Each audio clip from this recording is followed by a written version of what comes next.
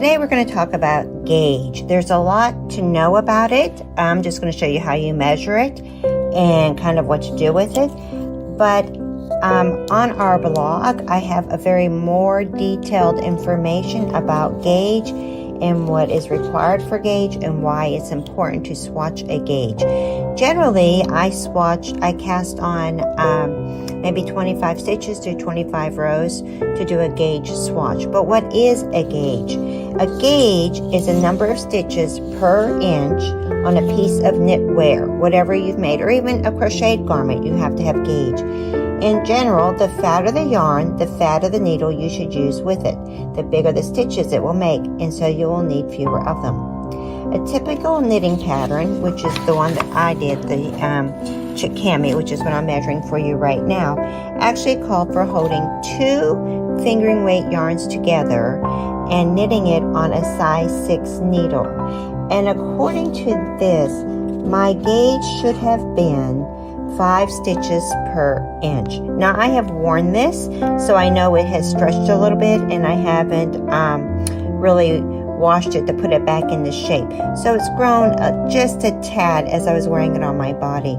That's also something to take into your thought process is, does this yarn grow as I'm wearing it?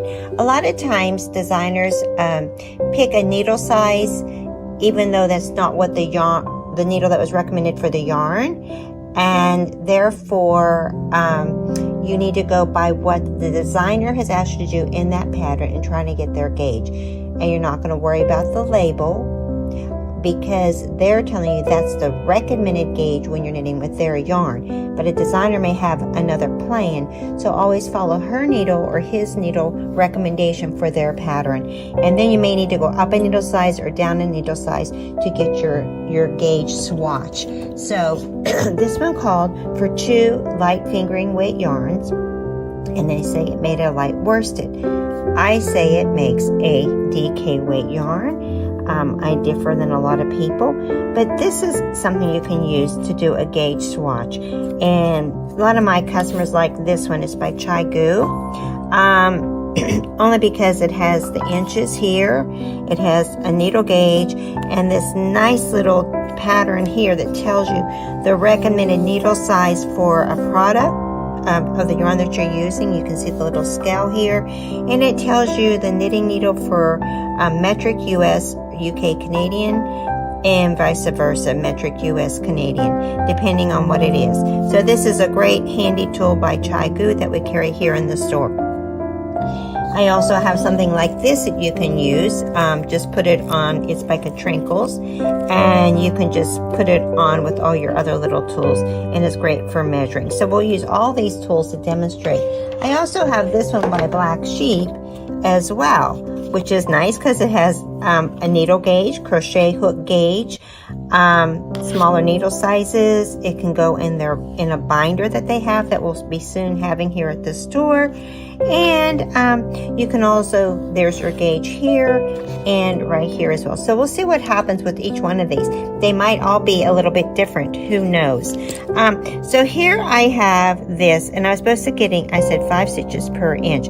So what I'm going to do, but it's over 4 inches. So when you do your gauge swatch, remember you're casting on more stitches. So let's just see. I always use a little double point needle so I can keep track of my stitches. 1, 2, 3, 4, 5, 6, 7, 8, 9, 10, 11, 12, 13, 14, 15, 16, 17, 17, and 18. So I'm getting 18 stitches in 4 inches. So 4, you do a little bit of math, divide 4 into 18. 4 times 4 is 16. From 18 is 2. So I'm getting 4.5 stitches per inch. But I believe I originally had the right amount in the beginning, because I've worn this, I know it's stretched out. Some designers tell you though to either block your garment, block your swatch to see what your gauge is after it's been blocked. That's just more recent. Before it was just knit your swatch and measure that before you've blocked it or done anything else with it. But now I worry about this more than I do about my row gauge. only because a lot of times they tell you how long something has to be before you do the increases or decreases. And on that note, I think on here I was supposed to get 28 rows over 4 inches. So let's just see how many rows I'm getting over 4 inches. So we'll start right here. 1, 2, 3, 4, 5, 6, 7, 8, 9, 10, 11, 12, 13, 14, 15, 16, 17, 18, 19, 20, 21, 22, 23, 24, 25, 26, 27, 28, 29. So I got more rows per inch than I did. So I'm getting more rows per inch than I am my stitches per inch. It's very difficult to get the rows. I think just master knitters are the ones who really can achieve that. But I never worry about the rows because I know I can do that by measurement. But keeping that in mind, because it might take me a little bit more yarn or less yarn, whatever. But gauge is important for garments for sure. So that's this tool that we just used. Let's see what this one does. My stitches per inch. This is a little harder to read because it is see-through, but let's see. It says, I'm going to get this lined up, this little column right here. 1, 2, 3, 4, 5, 6, 7, 8, 9. Let's see, 9, 10, 11, 12, 13, 14, 15, 16, 17 and a half. So this shows that I'm getting fewer stitches per inch than my other one. So let's check this out. Here's another one. So then they're going to say, well, why are we even bothering measuring it if nothing is coming out the same? Let me try this one again, because that was, I don't remember how many we were getting before, but let's see. So I'm going to do it up here. Here's my stitches per inch. We'll start here. 1, 2, 3, 4, 5, 6, 7, 8, 9, 10, 11, 12, 13, 14, 15, 16 and a half stitches per inch. So I even got it a different number.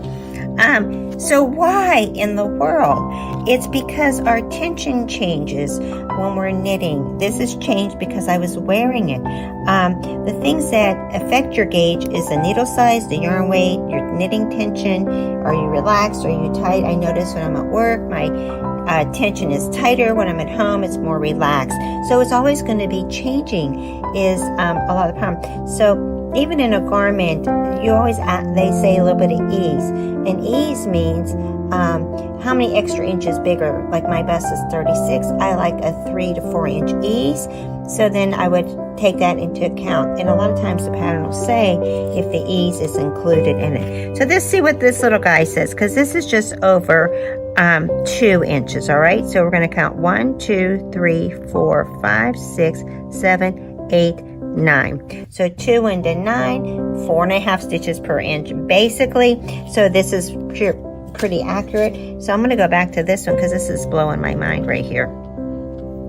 All right, 1, 2, 3, 4, 5, 6, 7, 8, 9. That's over 2 inches. So 9. Yeah, like, let me do it again. 1, 2, 3, 4, 5, 6, 7, 8, 9 stitches. So this is accurate here, and then maybe it's off over there, but it's pretty darn close. So sometimes maybe do your 4-inch gauge swatch and then just measure the inner part of it. Always take the stitches off the needle when you're doing the gauge, because that needle on the cable kind of pinches it up just a little bit. So I've shown you 3 tools that are really good for doing your gauge swatch. We've talked about why it's important. So like I said, there are 5 variables when you're doing your gauge. The hands, the needles. Are you doing continental? Are you doing English? Are you left-handed? Are you right-handed? The yarn and the pattern. But don't be afraid of gauge. I usually do my gauge swatch before I have blocked it, knowing in my head that it's probably going to grow a little bit later. So that means I can either go up a size or down a size. Thank you from Yarn Store Boutique. Check out our blog. It goes into greater detail about this, and check out the tools we have available for the swatching. Thank you.